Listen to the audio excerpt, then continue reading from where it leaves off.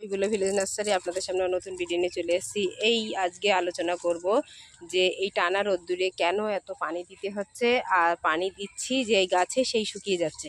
এর জন্য আপনাদের একটা উপকারী ভালো বুদ্ধি ডিসিশন দিচ্ছি যে এই যে আমার যে সর্ষে আমি ঝেড়ে নিয়েছি, সর্ষের যে বীজগুলো আছে সেই বীজ দিয়ে, আর এই দেখেন এটা ভর্তি করে নিয়েছি, আর এতে এই যে কাঠের গুঁড়ো লিকুইড এটাও দিয়েছি, আর যে বেগুন গাছটা ছিল বস্তা পচে গিয়েছে সেইটা এর ভিতরে দিয়ে দিয়েছি, দিয়ে আমার পুরো বেগুন গাছটা রেডি এতে দিয়ে বসানো হয়ে গিয়েছে।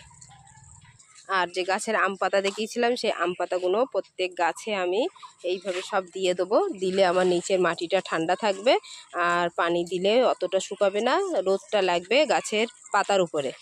আর এই যে বেড তিনটে ছিল এটাও ভর্তি করে নিয়েছি, আর দেখেন বেগুন গাছও বসিয়ে দিয়েছি, কত সহজে ভর্তি করেছি। আর দেখেন বাড়িতে যে বীজ চারা করেছিলাম বেগুন গাছ বসিয়ে দিয়েছি, এই একটা ছিল এটাও ট্রান্সফার করে রাত্রিরে আমি বসিয়ে দিয়েছি। আর এখন প্রচুর রোদ, আর এটাও দেখেন সব কটাই। আর এই একটা আছে বস্তা ছিঁড়ে যাচ্ছে, এটা আমি এর উপরে দিয়ে বস্তার উপরে মাটি দিয়ে, এই ঝাল গাছটা কত ঝাল ধরে আছে কেন বস্তা পচে গিয়েছে, তারপরে ওইটা ওইভাবে দিলে। আর আপনাদেরকে রোদ্দুরে দেখাবো কিভাবে গাছে পাতাগুলো আপনি দিয়ে আপনার গাছ ঢেকে রাখবেন, তাহলে পানিটা কম লাগবে। আর গাছে এই গরমের সময় 2-3 বার করে পানি দিতে হচ্ছে, প্রচুর এমনিও ছাদে উঠতেগুলোও কষ্ট হয়। আর ছাদে এসছি, আমার যে কুমড়ো গাছ আছে কুমড়ো গাছে দুটো শাক নিয়ে নেবো আজকে। যে এই যে কুমড়ো শাক আমি কাটতে এসছি, কুমড়ো শাকগুলো কেটে নেবো, আবার নতুন করে গজাবে। অনেকটাই শাক হয়েছে, এইগুলো আমি কুমড়ো লাগিয়েছি অন্য জায়গায়, আমার ছাদে অ্যালবেস্টারে আছে, এইগুলো ছাদে নিয়েছি শুধু শাক খাওয়ার জন্যে।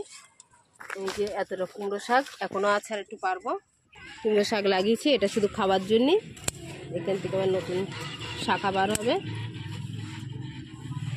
আরেকটা বিষয়, এই রোদ্দুরে যত যেরকম আমরা গোসল করি এত তাপ গাছ সহ্য করতে পারে না, যদি পারেন তা গাছে সবাই একটু গোসল করিয়ে দেবেন আর একটু ভালো হবে। তা আমি এরকম সব ওই যে সব গোসল করিয়ে দিচ্ছি, এত টানা রোদ্দুরে নিচের মাটিও ভিজে থাকবে, আর গাছও গোসল করিয়ে দিলে সেও একটু তাপটা কম পাবে। তো সমস্ত গাছে সবাই এরকম করে গোসল করিয়ে দেবেন। প্রচুর তাপ, দেখেন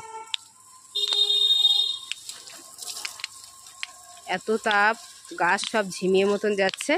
গাছে রোদ্দুরে পানি দিলে কোনো অসুবিধা হয় না, আমার সমস্ত গাছে তো দিয়েছি, আপনাদেরকে দেখিয়েছি আগের ভিডিও, তবে দিচ্ছে। আর কোন দিদি একজনা জানিয়েছে যে দিদি আমার সবজির খোলায় পোকামাকড় হচ্ছে, পোকামাকড় আক্রমণ করছে, কেন্ন হচ্ছে, একজনা কমেন্ট করে জানিয়েছে। সেই দিদিরও বলছি যে কেন্ন বলছি সবজি জিনিসে সবজির খোলে অবশ্যই হয়, সেটাই বললাম। আর যে আপনার যে পিঁপড়ে মারা পাউডার কোনো বিষাক্ত জিনিস স্প্রে করেন তাই দিয়ে আপনি যে এখন সবজির খোলা এটা দিয়ে ইউজ করবেন, আপনার পোকামাকড় হবে না। আমি তো ভিডিওটা আপনাদেরকে দেখিয়েছি। আর একটা বিষয়, সবজির খোলা এই দেখেন আমার এখানেও আছে, আমার কোনো পোকামাকড় আক্রমণ করে না। একটু খেয়াল করে দেখতে হবে যে পোকামাকড় হচ্ছে কি, তখন অবশ্যই আপনাকে গাছে একটু ট্রিটমেন্ট অবশ্যই করতে হবে, না খেয়াল করলে আপনার পোকামাকড় হবে। তার সমস্ত গাছে আমি এখন দিয়ে দিচ্ছি, দেখেন টানা রোদ্দুরে, দেখেন প্রত্যেক গাছে গোসল করাচ্ছি।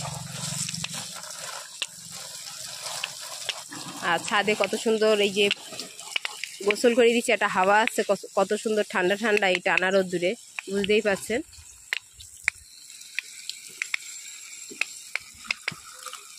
সব গাছ ঝিমে গিয়েছে যেন গরমের থেকে।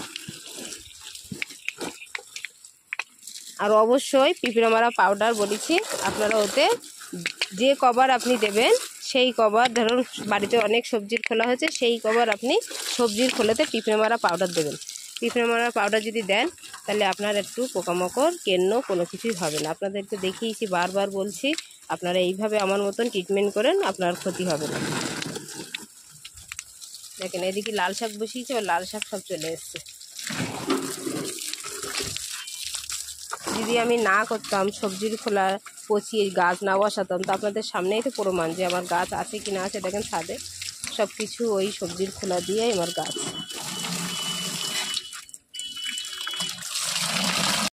রোদ্দুর চলে এসছে, এই ছাদের থেকে ওই ছাদে যাওয়া যায় আমাদের। আর এইখান থেকে দেখেন ছাদের যে ইয়ে আছে সামসেটের নিচেই কত কুমড়ো গাছ। এই কুমড়ো গাছে আমি কুমড়োগুলো কেটে নেব। দেখেন,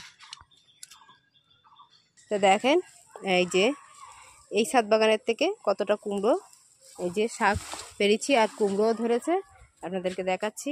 আর দেখেন এই গরমেতে ঝিমিয়েও গিয়েছে, দেখেন এই একটা কুমড়ো দেখেন, আর একটা সব জায়গায় জালি পড়েছে। এই দেখেন, এই রোদ্দুরে শাক কাটতে এসেছি। আর ছাদে বললাম যে রোদ লাগছে, ওর জন্যে অল্প পানি দিতে হবে, সকালবেলা দিলে রোদটা তাহলে গাছে কম লাগবে। ওই জন্যে আমি সর্ষে যে ঝেড়েছিলাম সেই সর্ষে দিয়ে আমি পুরো আর আম পাতা দিয়ে ঢেকে আপনাদেরকে দেখাবো কিভাবে গাছে রোদ্দুরের জন্যে বেঁচে থাকবেন, গাছগুলো বেঁচে থাকবে। তার জন্যে আপনারাও কষ্টটা কম হবে আপনাদের। তা কুমড়ো পাড়া হয়ে গিয়েছে, প্রচুর রোদ। দেখেন এই কতটা বেগুনির বীজ করা হয়েছে, আর নিচে আছে, এগুলো সব বীজ করেছি।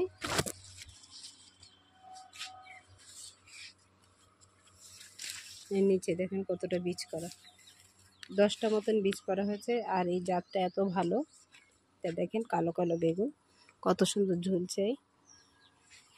দেখেন প্রত্যেকটা গাছে ভর্তি। দেখেন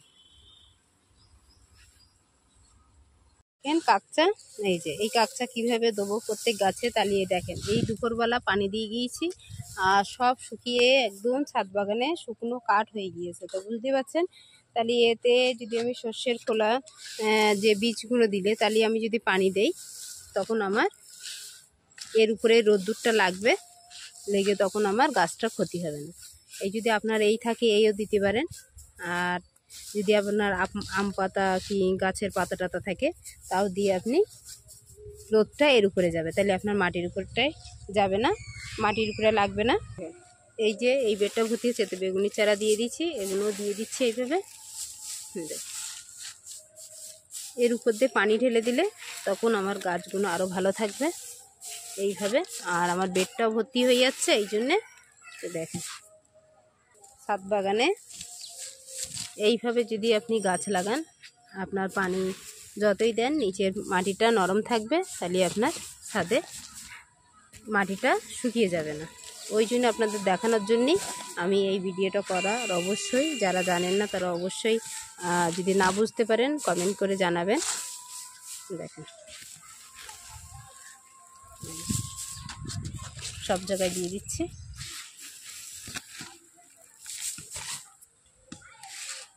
তারপরে এর উপরে সব পানি হাত দিয়েও দিতে পারেন ছিটিয়ে মতন, তারপর মোটর দিয়েও হালকা করে দেবেন।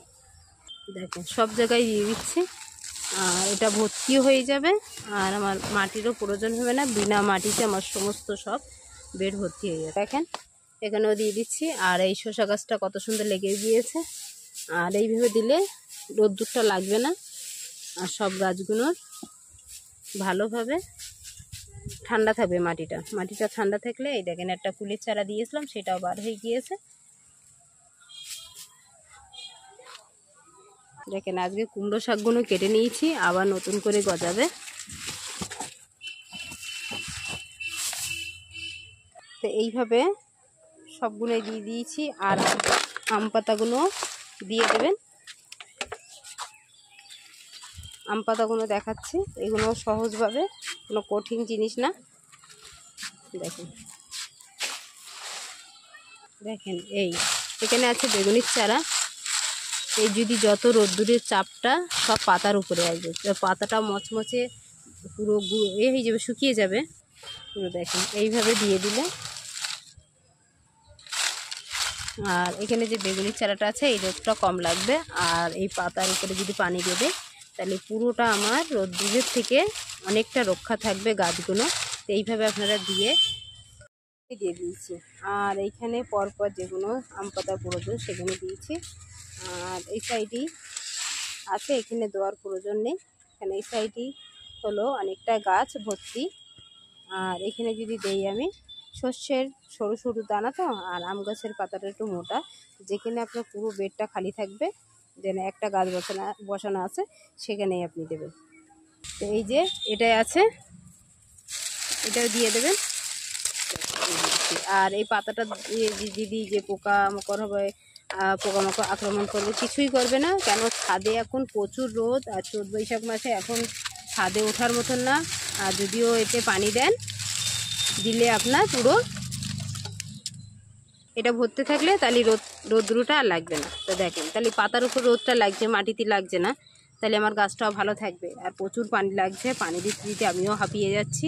আর সব থেকে ভালো বেশি দেওয়া যে সর্ষের যে বীজগুলো আছে, এইগুলো বেশি দিলে বেশি ভালো। আর এগুলো মোটা পাতা, যদি ঝড় টর হয় তখন ছাদ নোংরা হতে পারে। তা আপনি আপনার যেটা ভালো লাগে, দুটো আছে, আমি দুটোই দিচ্ছি, আপনাদেরকে দেখাচ্ছি। তা দেখেন সব কটাই, এই যে প্রত্যেকটা ড্রাম থেকে শুরু করে, ট্রে থেকে শুরু করে সব কটাই দিয়েছি, দেখেন। আর এই যে আমার বেগুন গাছগুলো কত সুন্দর চেয়ারা হয়েছে। আর এই ঝাল গাছের ভিতরে দিয়ে দিচ্ছি, এর উপরে আমি পানি দেবো, দিলে আমার সব গাছগুলো, আর রোদ্দুরেতে অনেকটা দিতে হবে না। যেখানে 3 বার দিতে হয় সেখানে আমার 2 বার দিলে মিটে যাবে। তা আজকে এই পর্যন্ত ভিডিও শেষ করলাম। আর প্রত্যেকটা দেখেন, সব গাছে দেওয়া হয়নি, এখনও আমার আনা হয়নি। কিছু কিছু গাছে দিয়েছি, আর কিছু কিছু গাছে এখনও বাকি আছে, সেগুলো আমি দিয়ে দেবো। আর আপনারা অবশ্যই, যদি এরকম আপনার বাড়িতে থাকে, যদি রোদ্দুরে আপনার অসুবিধা হয়, তা আপনি সব গাছে এরকম দিয়ে, আমি সব কটাই টেরেটে দিয়ে দেবো, তাহলে আমার অল্প লাগবে। আর এটা দেখেন, বরবটি গাছ হচ্ছে প্রথম ফলেই আমি এই একটা বীজ করেছি, এখনও আমার বরবটি এখনও বসাতে হবে অনেকটা। তা আম গাছের পাতাগুলো কাজে লাগে, সেগুলো দিয়েছি। আর রোদ্দুরটা ওর গায়েই লাগলে তখন আমার গাছে ক্ষতি হবে না, মাটিটা ভিজে থাকবে। দেখেন এদিকেও দিয়েছি। তাহলে নেক্সট ভিডিও দেখতে থাকবেন, আর অবশ্যই কমেন্ট করে জানাবেন দিদিরা যদি কোনো সমস্যা থাকে।